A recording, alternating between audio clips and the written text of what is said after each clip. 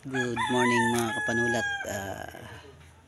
Ito pong part na to ang kinukuha natin ng similya. Yan, ng hipon. Yan.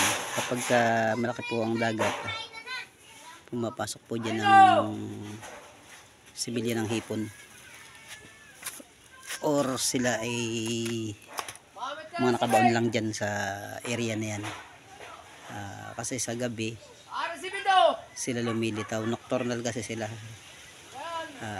Sa gabi sila ako nanginginain, bumabaltaw. So kapag ang tubig ay malaki, kahit tanghali, hindi mo sila basta-basta makikita. Ngayon, kapag kagabi at malaki ang tubig, so dami nila dyan.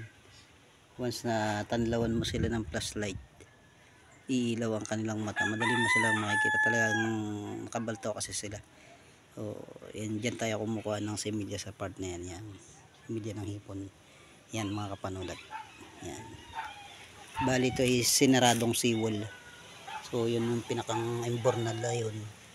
Yun ang nagsisilbing pasukan ng tubig at labasan. So yan. Yan. Dito sa part na to, yan, marami ako nakukuha dyan. Nung minsan nakakuha ako dyan ng katang o mud crab, bulik. Malaki-laki yun. Yan, nasima ko siya ng gabi. Kataiban. O yan. Kaya dito mamayang gabi, i-update ko kayo. Manguha tayo dyan ng similya ng hipon. Magpapataib lang tayo mga kapanulat. Yan. So bali mamaya magpe-prepare tayo ng flashlight and sima na panghipon para dito. Marami-rami na rin akong hipon nakuha.